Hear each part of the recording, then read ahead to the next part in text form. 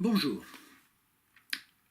Dans ces petites vidéos, je vous explique comment je suis arrivé à écrire L'ombre du Brézé et comment vous pourrez vous aussi passer à l'écriture si vous avez envie de le faire, par le roman ou par d'autres formes d'écriture comme la nouvelle ou éventuellement aussi la poésie, qui sont trois genres très différents et qui permettent d'exprimer des choses différentes. Le roman, vous allez travailler dessus pendant 6 mois, 1 an, 2 ans, tout dépend de votre rapidité de travail, de la difficulté des recherches que vous aurez à faire. Et c'est un travail de très longue haleine.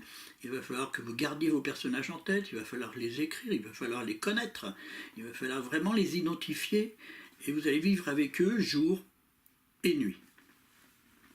La nouvelle, c'est beaucoup plus court. On va dire une petite nouvelle d'une vingtaine de pages est relativement simple à écrire. Vous allez l'écrire très rapidement, en 1 semaine par exemple. Vous aurez terminé une nouvelle, ce qui vous permettra de vous entraîner un peu à l'écriture et surtout de maîtriser une histoire de bout en bout avec une chute, éventuellement, comme dans les nouvelles du 19e siècle. La chute était essentielle. Le roman, c'est beaucoup plus difficile, évidemment. Un roman, vous allez avoir, comme moi, avec L'ombre du Brézé, de grandes difficultés de recherche, surtout si vous travaillez sur de l'histoire. Et vous voyez La mer cruelle de Nicolas Monsarrat. Ce roman est à l'origine de toute mon écriture sur la mer, puisque c'était d'abord un film que j'avais vu en 1960, le dernier été que j'ai pu passer avec mon père. Il est mort cette année-là, au mois d'octobre. Et donc c'était un moment important pour moi, j'avais 7 ans, et ce film, La mer cruelle,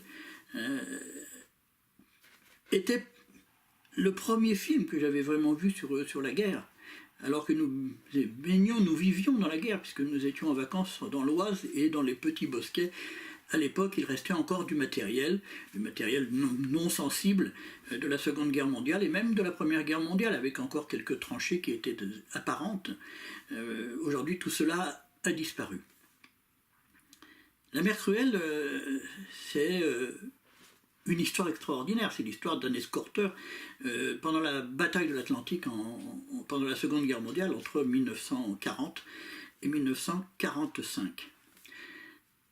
Découvrir ce film quand on a 7 ans, ça vous marque. Et donc je suis resté avec cette image de la Seconde Guerre mondiale, et surtout cette envie de devenir un jour peut-être le commandant d'un bâtiment de guerre, alors que c'est un film tragique, et c'est un film où les gens meurent relativement souvent, facilement, dans des conditions épouvantables. L'Atlantique Nord, c'est dur. L'hiver, il fait très froid. Même l'été, vous mourrez très rapidement quand vous tombez à l'eau. Et ce roman, donc, a marqué cette deuxième partie de L'ombre du Brézé, puisque cette deuxième partie se passe en 1940, pendant la campagne de Norvège. La campagne de Norvège qui s'est étalée du 9 avril 1940 jusqu'au 10 juin 1940. Le 9 avril 1940, nous étions encore dans la drôle de guerre, il ne se passait rien sur le front, les Allemands restaient chez eux, et en Belgique, en Hollande ou en France, il n'y avait pas de mouvement particulier. La bataille de Norvège était nécessaire pour couper la route du fer aux Allemands. Il fallait impérativement qu'ils ne puissent s'approvisionner suffisamment en fer pour continuer la guerre, et c'était un objectif primordial pour les Anglais et les Français, qui sont intervenus en Norvège pour empêcher les Allemands de l'occuper, puisque en fait c'était une espèce de course à ce moment-là, suite à un incident avec un bateau qui avait été coulé. Ça a été une course. Les Allemands sont rentrés, les Français sont rentrés en Norvège, la Norvège qui était neutre s'est retrouvée dans la guerre.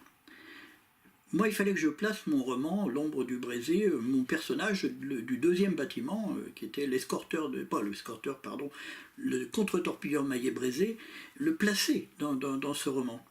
Et j'avais décidé de le faire tout simplement en tenant le journal de bord du second de ce bâtiment, ce contre-torpilleur Maillet-Brézé, le second étant Charles de Milly, lointain descendant d'Armand de Milly du XVIIe siècle. Charles de Milly, second du Maillet-Brézé, un bâtiment qui a eu ce destin tragique de se tirer une torpille lors d'un entretien à Greenock, sur la Clyde, dans le nord de l'Angleterre, en Écosse même. Et donc, c'était difficile pour moi, j'avais décidé d'écrire un journal, en fait, tout simplement. Donc, je racontais, tel qu'il l'aurait fait, lui, s'il avait tenu son journal de bord tous les jours. C'était long. C'était pas très dynamique, du coup, puisque c'était une narration toute simple. Et j'ai dû changer, tout simplement pour lui donner de la vigueur, pour lui donner de la pêche, de façon à ce que ça soit agréable à lire. Et donc, j'ai décidé de l'entrecouper entre la découverte du journal par son fils. Voilà, donc ça, son fils découvrant le journal, le lisant, et vivant sa propre vie en tant que commandant, lui, de l'escorteur d'escadre Maillé-Brézé en 1973. Et donc c'était la possibilité pour moi à la fois de montrer quel était le travail de son fils, ce qui se passait, où il habitait, donc à Nantes, rue de l'Héronnière, avec un appartement de luxe qui donnait sur le cours Cambronne, qui est un magnifique cours où on peut s'y promener, où c'est calme, etc. C'est fermé par des grilles, c'est assez merveilleux comme endroit. Et je l'avais placé là, et lui, le matin, il va boire son café à la Cigale, qui est un très très joli restaurant, une belle brasserie ancienne, avec un décor très particulier, et je vous invite à aller le découvrir si vous allez à Nantes. Donc il écrivait ce journal, en 1940, il raconte son histoire, l'histoire de la campagne de Norvège, l'attaque d'un sous-marin, comment ça se passait avec les Anglais, comment ça se passait contre les Allemands, et la rencontre avec le Maillé-Brézé, enfin le Brézé plutôt, pardon, le Brézé qui est donc le vaisseau fantôme de cette histoire. Rencontrant le Brézé, rencontrant son ancêtre à bord du Brézé et se retrouvant blessé et décédant même ensuite lors du naufrage de son bâtiment du contre-torpilleur Maillé-Brézé. C'était assez difficile pour moi, mais je pense que c'est une technique de narration que vous pouvez utiliser.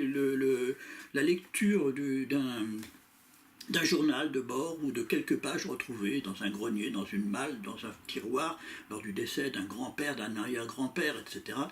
Des documents que vous pouvez récupérer à ce moment-là et que vous pouvez faire découvrir à votre héros et qui va s'imaginer l'histoire, ce qui s'est passé à cette période-là et qui va s'en imprégner, qui va découvrir un peu la vérité sur ce parent éloigné, sans doute mort, et donc ça c'est important, et c'est très, je dirais que c'est une très belle méthode pour faire une belle histoire bien narrée sur la deuxième partie de l'ombre du Brézé.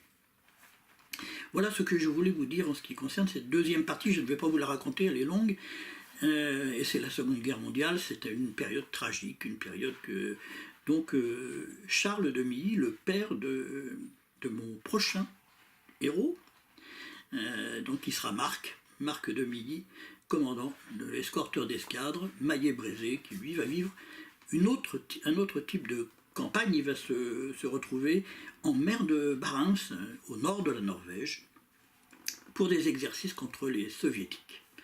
Je vous raconterai cela dans un prochain petit film, et vous pourrez un peu comprendre quel a été le déroulé de cette histoire dans mon imaginaire et ce que ce sera si vous le lisez. Bonne soirée à vous et à très bientôt. Au revoir.